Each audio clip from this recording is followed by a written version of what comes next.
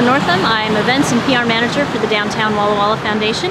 This is the first in a series of videos about our downtown, about the issues facing it, about the people who make it what it is, and about the fun and exciting things that go on here that you can be a part of.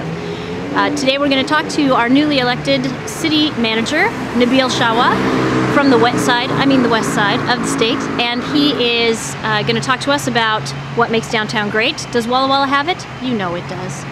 And we'll talk about what you, the average citizen, can do to make downtown even better. Nabiel has a reputation as a strong proponent for downtowns. So I want to ask you, what makes a downtown great? Well, pretty much what Walla Walla has achieved. It's the density of businesses. It's adhering to pedestrian activities. It's artwork. It's great buildings, landscaping, and just that certain energy and that. I've referred to it as, even in a recent article, as a little bit of magic. Even when you put everything together, sometimes things don't ignite and react. Yeah. And that's the undetermined element, and Walla Walla has got that.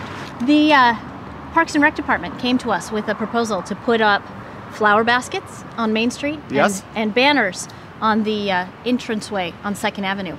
We're ecstatic about this idea, and we know that it's been sitting in Parks and Rec for a while, but the stamp of approval, we know it came from you. We're pretty excited about that. So do you think that's going to be just a touristy kind of thing, or do you see that being something for all of our residents? Well, the most recent place I came from is the city of Washougal, and it does not have a tourism base or industry. And yet in Washougal, when we revitalized our downtown, we went with the banners, we went with these big, huge flower baskets that people just loved and adored. And so, no, it's not just for tourists. You know, anytime you do something to improve it for the tourism environment and economy, which is good, and you need to make your town look good and attractive to bring in the tourists. Absolutely. After all, they don't have to come here. They can easily go to Napa Valley or Disneyland or Florida. They don't have to come to Walla Walla, so we have to induce them. We have to be hospitable. But everything we do, the greatest beneficiaries are the residents that live here 24 hours a day, 365 days a year. And so, no, you do it first, I believe, for yourself because you're proud of your downtown. You want it to remain vibrant, and you do it for the local residents that are going to be here each and every day. One of the things we're working on is the great improvements that you see on Main Street, the matching light posts, the paving stones, moving them over to Alder Street. And that would require a self-imposed tax by the property owners called an LID. How do you feel about that? I believe that the property owners want to form an LID to improve the aesthetics, the business climate, the accessibility, and expand the Main Street atmosphere of Walla Walla. If they're willing to step up to the plate, by God, the city should be there for them as well. I think they're to be commended for stepping forward and having the guts and the courage and the vision to invest in their future and help Walla Walla achieve its potential. You have talked about a vision for retail spaces downtown, about bringing in something like Bed Bath & Beyond that was supposed to go in at the mall, or maybe Trader Joe's. How do you think we can make that happen?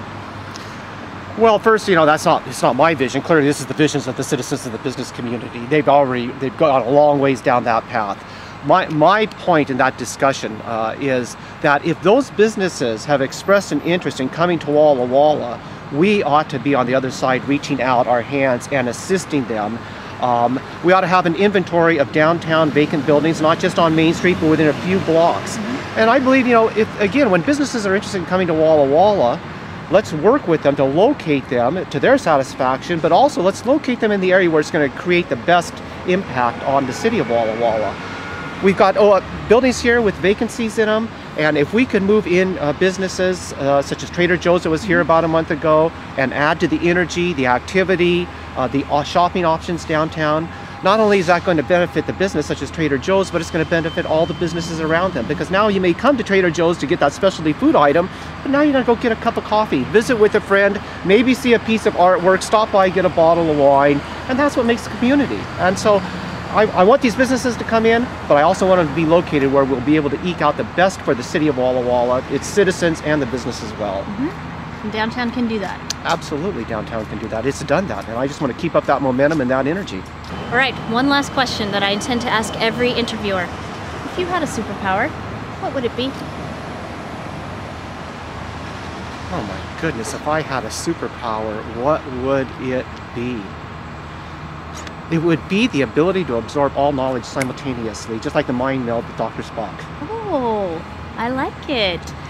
Thank you, Nabiel. Thank you. Have another great day in Walla Walla. And you too.